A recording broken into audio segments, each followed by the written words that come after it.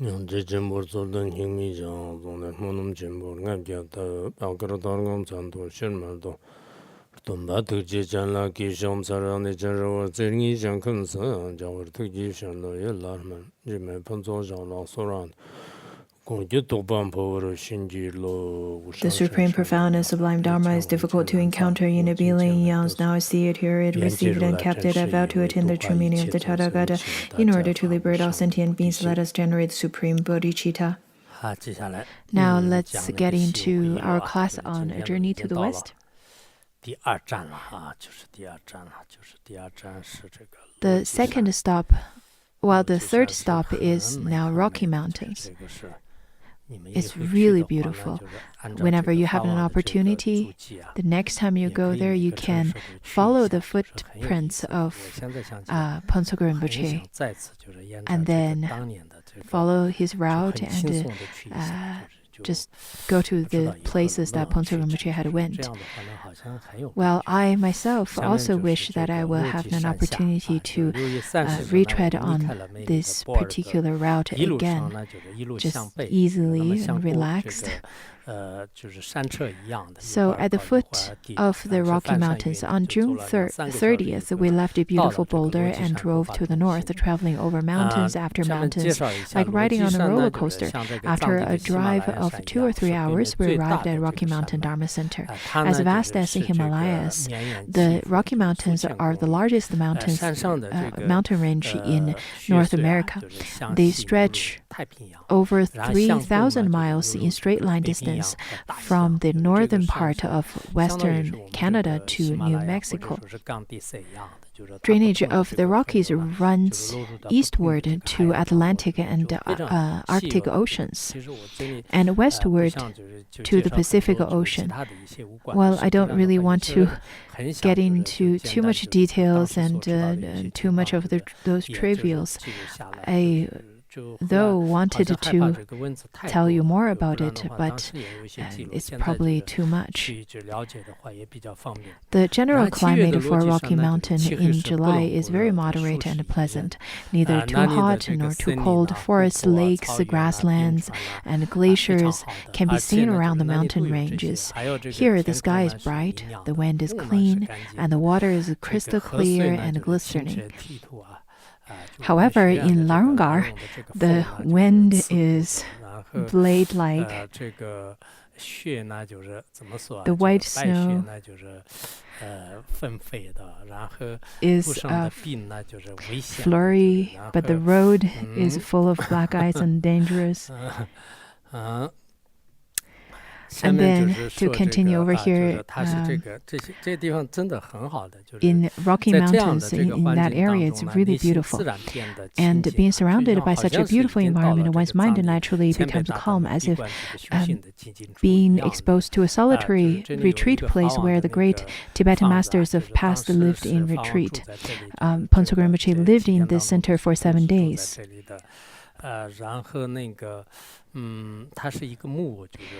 He lived in a wooden retreat hut.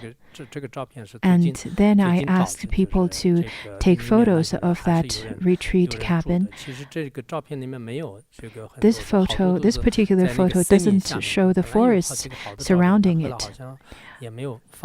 There were some more beautiful photos, but we put this one over there. This Dharma Center preserved the Kagyu tradition of Tibetan Buddhism. Most of the practitioners were Americans. Staying away from the noise of the secular world, they built wooden huts or pitch tents on the mountain.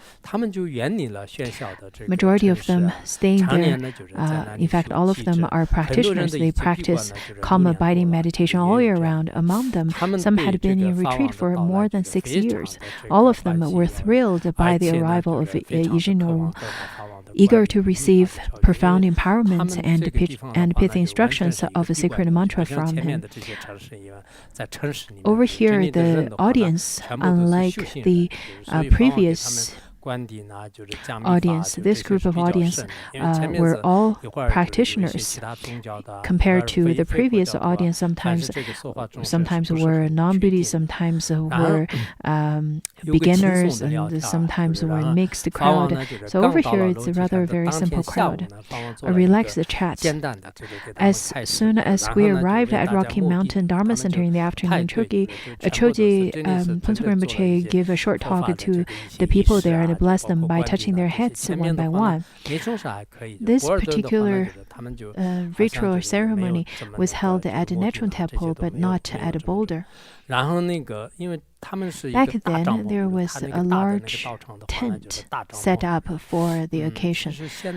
I'm not sure how it is going with that center right now. I heard that not too many people are at that center now. But I think it would be such a shame if this center is not prosperous. In this center, there's a large stupa as well. In the later part, we will talk about it. It's a very interesting place. So Phuntsok Rinpoche, after resting for a bit, he sat on the outside of the wooden cabin under the roof over there, and then looking out to the forest and meadow, and then had a very relaxing chat with Gyatso Rinpoche, along with a few other great masters, Tibetan Buddhist masters. You can see the photo over here. I think there was a roof sticking out right on top of that window. But it seems that this roof is moved over, but I'm not sure what's going on. Maybe they had a reconstruction or some sort. I'm not quite sure. Gyatso Rinpoche was recognized as a Toku at a very young age. Toku Ishidorje went to Denpa and Jinchuan area and brought Gyatso Rinpoche back and to be recognized as a Toku. And people back then in Tibet usually would consider Jinchuan as the Chinese region or Chinese area. That is why they named him as Gyatso Rinpoche, Gyatso, which means the Chinese Toku.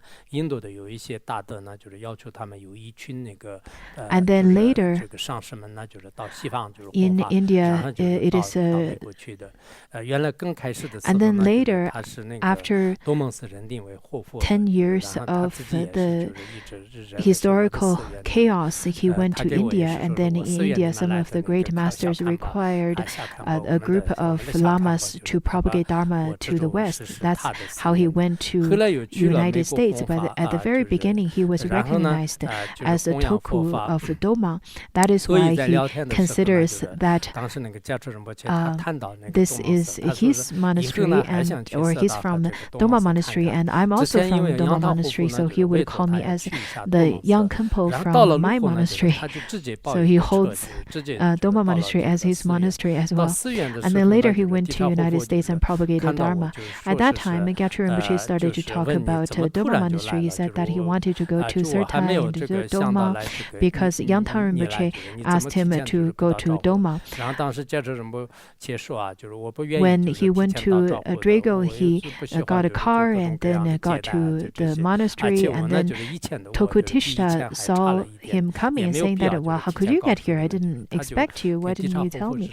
And Gyatso Rinpoche said that I didn't like to tell others about my arrival, otherwise I will have to deal with all kinds of receptions. Especially now, I'm probably worse than how I used to be, so there is really no need. And that's how he told Toku Tishta. Back in 1987, when we went to Mount Wutai, there was a year that he came to Doma Monastery, and then when Doma Monastery and the people received him over there, the condition was rather very poor, and they didn't have enough tsampa, they didn't have enough or a nice room to receive him. Rather, they had to just very simply sweep up a room and receive him. And he felt that Doma Monastery is under such poor condition, so he gave everyone $5 and a Vajra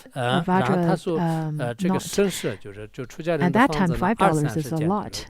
And then he gave the monastery $2,000, and then he went back without spending the night. So that's how he remembered Doma Monastery, and he wanted to reconstruct Doma Monastery because the monastery only started to reconstruct back in 1985, and he came to visit in 1986. So he said that it would be better to have about 20 to 30 rooms for the monastics to live.